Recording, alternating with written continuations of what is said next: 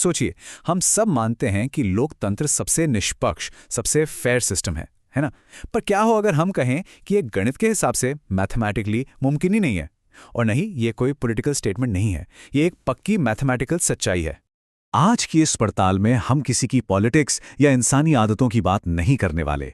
नहीं, हम तो बस उस मैथ को समझेंगे जो ये बताता है कि हमारे लीडर्स को चुनने का जो तरीका है उसमें ही कोई बुनियादी गड़बड़ हो सकती है। और ये कोई ऐसी वैसी थ्योरी नहीं है, ये एक Nobel prize winning mathematical fact है। तो चलिए थोड़ा और गहराई में चलते हैं। दुनिया भर में जो सबसे कॉमन वोटिंग सिस्टम इस्तेमाल होता है ना, उसी में एक बहुत बड़ी, एक बुनियादी खामी छुपी हुई है। देखते हैं कि वो क्या है। इस सिस्टम का नाम है फर्स्ट पास द पोस्ट और इसका रूल ना बहुत ही सिंपल है। जिसको सबसे ज्यादा वोट मिले वो जीत गया, बात खत्म। 50% से ज्यादा वोट चाहिए हो ऐसा भी जरूरी नहीं है। अमेरिका और ब्रिटेन जैसे दुनिया के करीब 44 देश इसी तरीके से वोटिंग करते हैं। अब यहीं से एक बहुत अजीब सिचुएशन पैदा होती है।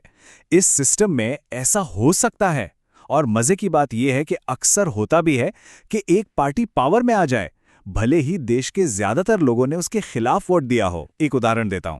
पिछले 100 सालों में ब्रिटिश पार्लियामेंट में 21 बार ऐसा हुआ है कि किसी एक पार्टी ने मेजॉरिटी सीटें जीती, लेकिन उनमें से सिर्फ 2 बार ही ऐसा था जब वोटर्स की मेजॉरिटी ने सच में उस पार्टी को चुना था। सोचिए जरा। और first pass the post system की एक और बहुत बड़ी और काफी फेमस कमी है, इसे कहते हैं स्पॉइलर इफेक्ट। इसको समझने के लिए हिस्ट्री का एक बहुत मशहूर एग्जाम्पल देखते हैं। ये है साल 2000 के अमेरिकी प्रेसिडेंशियल इलेक्शन में फ्लोरिडा के नतीजों का चार्ट। मुकाबला जॉर्ज डब्ल्यू बुश और अल गोर के बीच था, और इतना करीबी के अंतर 600 वोटों से भी कम का था। लेकिन मैदान में एक तीसरे कैंडिडेट भी थे, राल्फ नादेर, जिन्हें करीब 1 लाख वोट मिले। अब देखिए, नादेर के ज्यादातर वोटर्स गोर को बुश से बेहतर मानते थे, लेकिन उनके वोट बट गए और अनजाने में उन्हीं वोटों ने अल गोर की हार पक्की कर दी। और बस इसी को कहते हैं स्पॉइलर इफेक्ट। जब एक ऐसा कैंडिडेट जिसके जीतने का तो कोई चांस नहीं होता, वो किसी बड़े कैंडिडेट के वोट काट लेता है जिनकी पॉलिसीज मिलती जुलती हों, तो इसका सीधा सीधा फायदा उनके कॉमन दुश्मन को हो जाता है। राल्फ नादेर के वोटर्स ने असल में अनजाने में बुश को प्रेसिडेंट बनाने में मदद कर दी।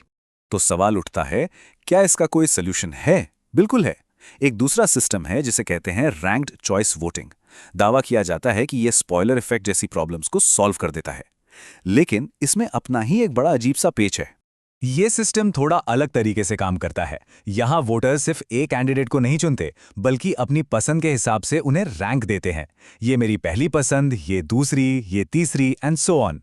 अब गिनती के बाद अगर किसी को भी 50% से ज्यादा वोट नहीं मिलते, तो सबसे कम वोट वाले कैंडिडेट को रेस से बाहर कर दिया जाता है और उनके वोट उनके वोटर्स की दूसरी पसंद वाले कैंडिडेट को ट्रांसफर हो जाते हैं। ये प्रोसेस तब तक चलता रहता है जब तक किसी एक को मेजॉरिटी नहीं मिल जाती।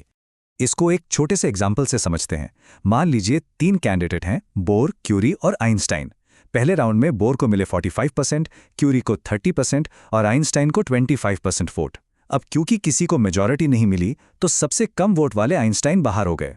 मान लेते हैं कि उनके ज्यादातर वोटर्स की दूसरी पसंद क्यूरी थी, तो आइंस्टाइन के सारे वोट्स क्यूरी को मिल गए और वो चुनाव जीत गई। Simple, right? काफी सीधा साधा लगता है। लेकिन अब कहानी में आता है एक मजेदार ट्विस्ट। मान लीजिए बोर का कैंपेन थोड़ा खराब चला और उनके कुछ वोटर्स आइंस्टीन के पास चले गए। तो अब बोर के पास हैं 40% और बाकी दोनों के पास 30-30%।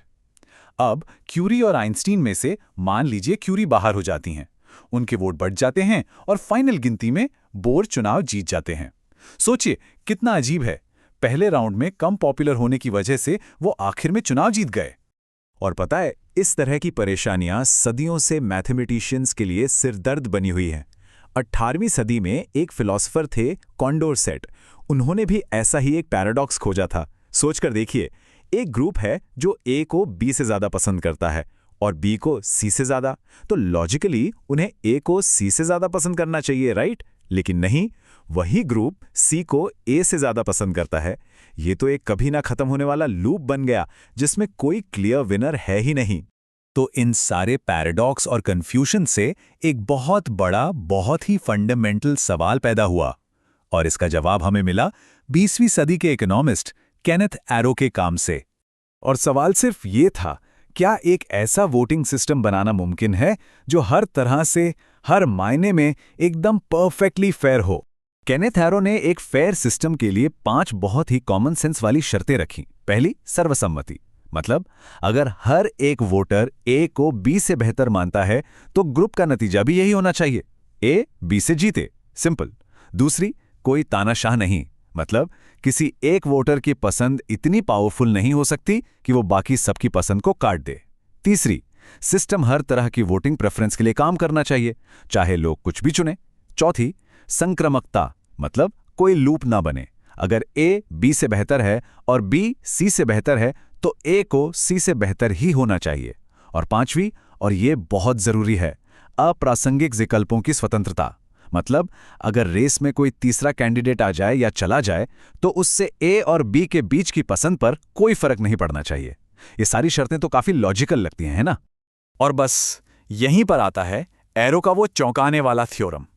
उन्होंने मैथमेटिकली ये प्रूव कर दिया कि कोई भी रैंक्ड वोटिंग सिस्टम जिसमें 3 या उससे ज्यादा कैंडिडेट हों, वो इन 5 सीधी साधी शर्तों को एक साथ पूरा कर ही नहीं सकता। It's impossible. ये बात बड़ी खूबसूरती से दिखाती है कि एक परफेक्ट सिस्टम बनाने की हमारी कोशिश के रास्ते में एक फंडामेंटल मैथमेटिकल रुकावट है। तो क्या इसका मतलब ये है कि सब खत्म, डेमोक्रेसी बेकार है, क्या कोई उम्मीद ही नहीं है? शायद है। एरो के थ्योरम में ही एक बहुत ज़रूरी लूप होल है, एक छोटी सी खिड़की जो हमें एक बिल्कुल अलग रास्ते पर ले जाती है। देखिए, एरो का थ्योरम सिर्फ ऑर्डिनल यानी रैंक्ड सिस्टम्स पर लागू होता है, जहां हम कैंडिडेट्स को एक दूसरे से कंपेयर करते हैं, फर्स्ट, सेकंड, थर्ड। लेकिन वोटिंग का एक और तरीका भी तो है, कार्डिनल या रेटेड सिस्टम। इसमें हम हर कैंडिडेट को इंडिपेंडेंटली एक स्कोर या रेटिंग देते हैं, एक दूसरे से बिना कोई तुलना किए। और इसका सबसे सिंपल एग्जाम्पल है अप्रूवल वोटिंग।